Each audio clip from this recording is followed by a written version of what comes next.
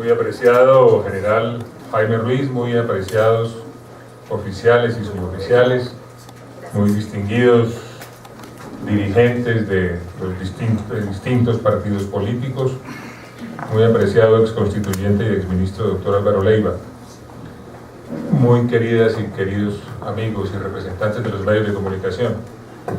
Le confieso, mi querido general Ruiz, que yo venía con una idea distinta de la intervención que podría hacer aquí hoy, pero escuchándolo reconsideré lo que inicialmente había previsto, y con la venia de ustedes, en el entendido de que desean conocer la posición del partido de oposición democrática al cual pertenezco, voy a referirme de manera muy breve a todos y cada uno de los puntos que usted mencionó, apreciado general, en el propósito, espero lograrlo, de que haya claridad sobre cuál es la posición de Centro Democrático con respecto a todos y cada uno de ellos.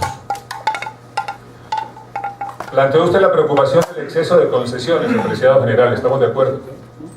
Nosotros vemos que hasta el momento se ha presentado una cadena de concesiones que, de seguir teniendo lugar, podrían eventualmente conducir a una nueva Asamblea Nacional Constituyente. Me refiero a puntos centrales. El primero de ellos, hace mucho tiempo, las FARC plantearon la necesidad de redefinir el delito político, y después de una negativa inicial del gobierno, pasados los meses, años si se quiere, ahora el gobierno ha planteado la necesidad de redefinirlo y ampliar el delito conexo. Si la actitud del gobierno continúa siendo la misma frente a la insistencia de las FARC con respecto a la necesidad de una constituyente, no habría ninguna razón para extrañarse de que ese fuera uno de los puntos de conclusión de este proceso. Desconocimiento de lo que está pasando, de acuerdo, general. Hay un gran desconocimiento con respecto a lo que sucede en las conversaciones en La Habana.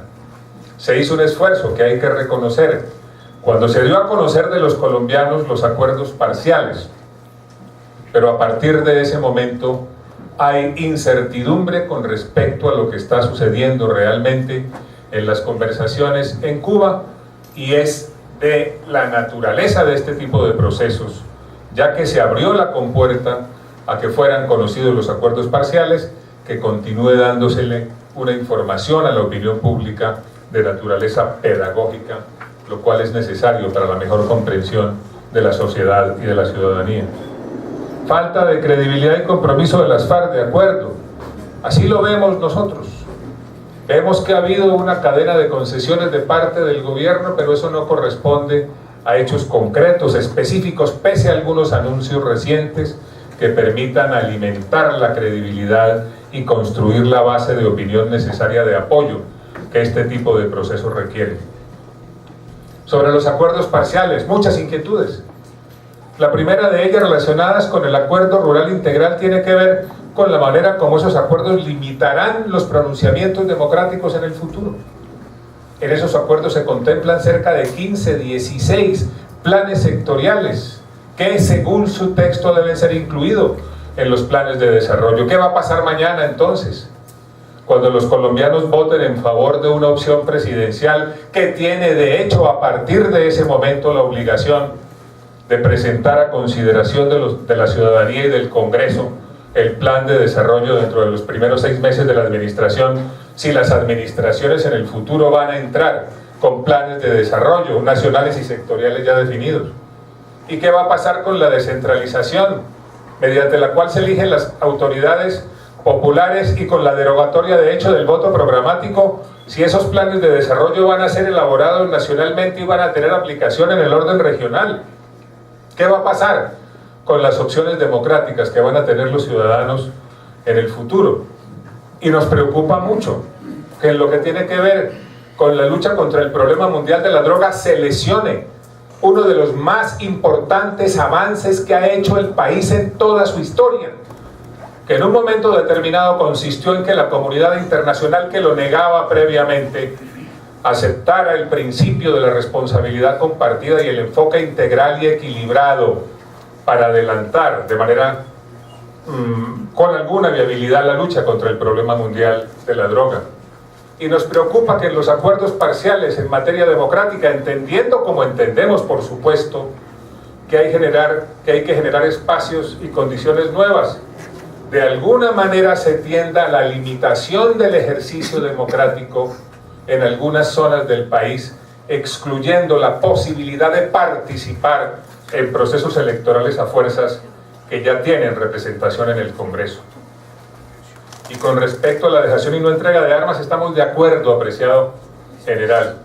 Nosotros defendemos, propiciamos, propendemos porque haya una entrega real y efectiva de las armas y no solamente su dejación. Entiendo el debate teórico, pero aquí estoy respondiendo puntualmente a las inquietudes que usted planteó, apreciado general. Marco jurídico para la paz, nuestra mayor preocupación en relación con el marco jurídico para la paz es que es evidentemente violatorio de obligaciones internacionales que tiene el Estado.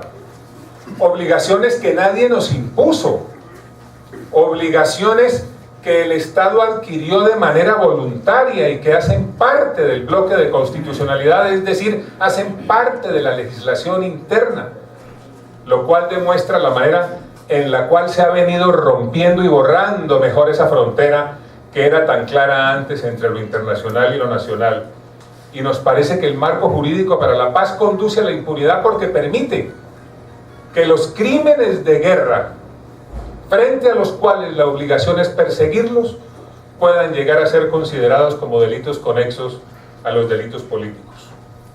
Y con respecto a la justicia transicional, nosotros entendemos que la justicia transicional no es un tipo especial de justicia. La justicia transicional son unos mecanismos que se han venido desarrollando y se han acogido vía doctrina y jurisprudencia de los tribunales internacionales. Pero no hay una definición universalmente aceptada de la justicia transicional. No hay ningún código que la defina, no hay ningún convenio internacional que se convierta en el marco de la justicia transicional. La justicia transicional es justicia. Transicional sí, pero justicia.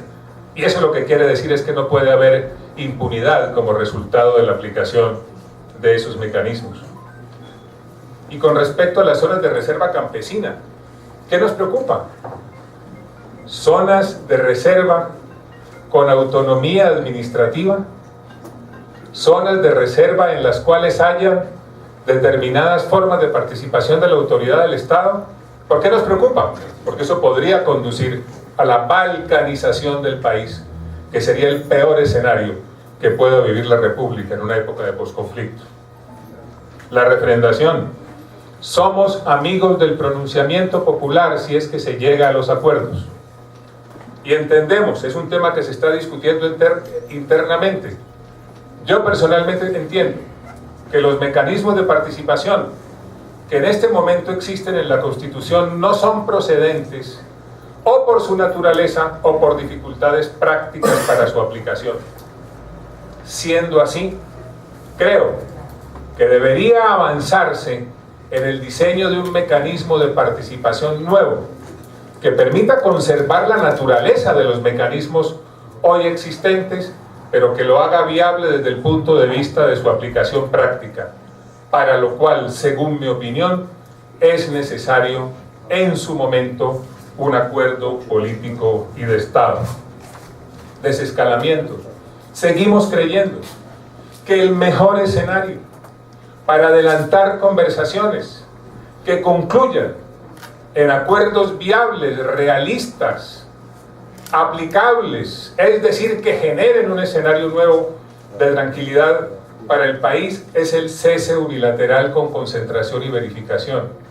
Entendemos además que el cese bilateral es la consecuencia natural de un cese unilateral con verificación madura, capaz, experimentada y que no pueda ser señalado de ninguna manera con un viso de parcialidad en el proceso.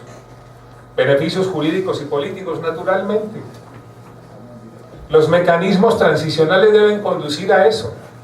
lo fundamental para responder al derecho a la verdad, que es el origen de todo esto, como derecho fundamental de las víctimas, es que haya procesos, investigación, juicio, penas principales y naturalmente, señores, penas alternativas que pueden tener distintos tipos de concreción, como ya en efecto lo hizo Colombia cuando aquí se aprobó la Ley de Justicia y Paz, que entre otras cosas, su aplicación imperfecta y difícil, como ha sido, ha permitido que la Corte Penal Internacional no asuma en materia individual ninguna investigación en nuestro país. Verdad, justicia y reparación, por supuesto. Ese es el paradigma de hoy. De allí surge el criterio de justicia transicional. De allí surge la aceptación vía jurisprudencia y doctrina de los tribunales internacionales de los diferentes mecanismos, y por supuesto que la solución que finalmente se diseñe debe responder a esos imperativos nuevos acogidos por la comunidad internacional. Nosotros entendemos que el gran reto consiste en encontrar una fórmula política que, sin llevar a la impunidad, sí permita hacer la paz en nuestro país. Intimidación de las FARC, de acuerdo general.